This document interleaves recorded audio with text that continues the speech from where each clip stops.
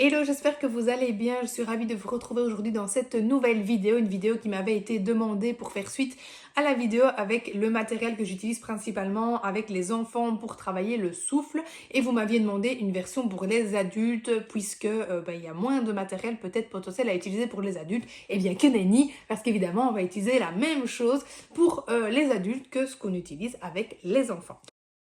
Encore une fois, la façon d'amener le matériel va tout changer. Si vous amenez ça à votre patient en l'infantilisant ou en disant que voilà, on va faire, je sais pas moi, des conneries avec des trucs de souffle, comme on le fait avec les enfants, clairement, il ne faut pas vous prendre au sérieux.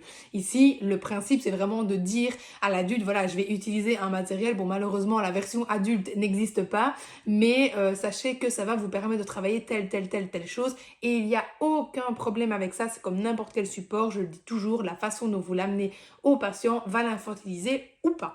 Et il n'y a aucun problème à ça. À partir du moment où vous savez que le matériel peut être bénéfique à votre patient, ben allez-y, quoi. Voilà, on va pas se mettre des bâtons dans les roues ou se priver de quoi que ce soit alors qu'on sait que ça peut être efficace. Après, c'est vrai qu'avec les adultes ici, il y a beaucoup d'exercices qu'on fait également sans matériel, beaucoup d'exercices de respiration. Ce sont des exercices que je mets en place par exemple avec des patients qui ont des troubles de la voix, même si je sais, je le dis toujours, je ne fais pas de voix, mais ça m'est quand même arrivé d'en faire une ou deux fois depuis que je travaille, tout simplement parce que ben voilà, je n'allais pas laisser le patient sur le carreau, il n'avait pas d'autre possibilité, donc j'ai fait ce que je pouvais et c'était toujours mieux que rien. Donc à ce moment-là, on va vraiment voilà, travailler au niveau de la respiration. Et pareil, par exemple, pour des personnes qui ont Parkinson, par exemple, ou bien d'autres troubles d'articulation qui nécessiteraient, comme une dysarthrie par exemple, post-AVC ou autre, qui nécessiterait évidemment de travailler le souffle pour X raisons, tout dépend évidemment de votre examen clinique, mais donc voilà, on va vraiment travailler le souffle, reposer une bonne respiration, travailler l'orientation du souffle, la puissance du souffle pour pouvoir l'utiliser ensuite en phonation par exemple, etc.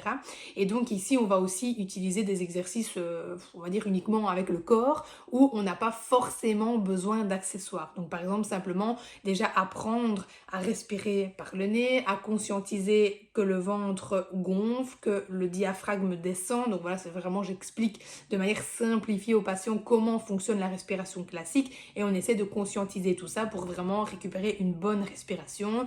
On fait par exemple tout simplement inspirer par le nez, le ventre gonfle et on souffle par la bouche et on fait ça 5 fois. Ensuite, je propose par exemple le même exercice mais on souffle par la bouche en 3 temps. Donc on va vraiment maîtriser son souffle. On peut également faire des expirations sur différents phonèmes, par exemple le ch, le f, etc. On essaie que le patient puisse tenir le plus longtemps possible. Vous pouvez aussi chronométrer pour pouvoir justement comparer les résultats petit à petit, puisque vraiment la capacité pulmonaire, elle se travaille également avec les exercices de respiration. Donc sur inspiration, sur expiration. Et donc voilà, moi j'ai toute ma liste d'exercices que je donne à mon patient également. Et on chronomètre à chaque fois le temps qu'il peut rester. Par exemple sur cette expiration, sur le ch, sur le f, sur le s, etc. Idem par exemple pour la respiration où on souffle en 3 temps. Donc par exemple,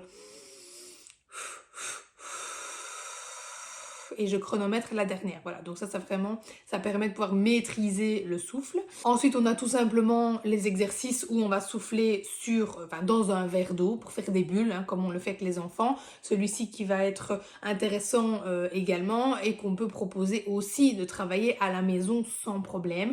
Idem, je demande au patient de bien inspirer par le nez, de bien sentir que le ventre gonfle et puis je souffle le plus longtemps possible pour faire des bulles. Je chronomètre également le temps qu'il peut rester sur cette expiration et en plus il y a une maîtrise du souffle puisqu'on essaye évidemment que l'eau ne sorte pas du gobelet. Moi j'ai souvent ça au début, les patients ils confondent longue durée et puissance et donc ils vont souffler très fort d'un coup, on a de l'eau qui gicle partout et finalement ils ne tiennent pas. Et donc ça c'est très intéressant aussi de pouvoir travailler justement sur cette maîtrise du souffle tant sur la longueur que sur la puissance. Et puis vous pouvez également souffler aussi en 3 temps dans un gobelet, etc. C'est absolument tout à fait possible. Et ensuite, tous les exercices que vous proposez avec les enfants peuvent être bien sûr utilisés. Je sais plus si c'était dans un livre... j'ai pas retrouvé la fiche là avant de faire la vidéo, je sais pas où j'ai mis cette fiche là, c'est quelque chose que j'avais vu à l'école, j'avais vraiment plein d'exercices, on avait aussi le tir à l'arc, voilà, des choses comme ça, vraiment pour le souffle en lui-même, mais je ne suis pas retombée dessus. Donc voilà, je donne vraiment ceux que moi j'utilise principalement. Et alors, vous pouvez aussi faire avec des pailles, hein, bien sûr. Vous pouvez utiliser les exercices d'aspiration si c'est nécessaire chez votre patient. Tout ce que vous faites avec les enfants, vous pouvez vraiment l'utiliser avec les adultes. Donc aspirer des papiers, souffler dans des bulles, souffler dans le verre d'eau. Voilà, tout est possible encore une fois en fonction de l'examen clinique, des besoins du patient et de comment vous allez amener l'outil tout simplement à ce patient. Donc bref, voilà pour cette petite vidéo. J'espère qu'elle vous aura permis peut-être d'être plus rassuré sur le comment approcher le patient par rapport à ces exercices de souffle. Évidemment, je pense que vous pouvez en trouver partout. Si jamais je retrouve le livre ou le fichier, je vous le mettrai en dessous de la vidéo. Mais voilà, sachez que des exercices de souffle, il en existe 50 et que tout peut être utilisé sans problème du moment que c'est justifié, que ça sera évidemment bénéfique à votre patient et que la manière dont vous l'amenez n'est pas infantilisante. Et je vous dis à dimanche prochain 21h pour une nouvelle vidéo.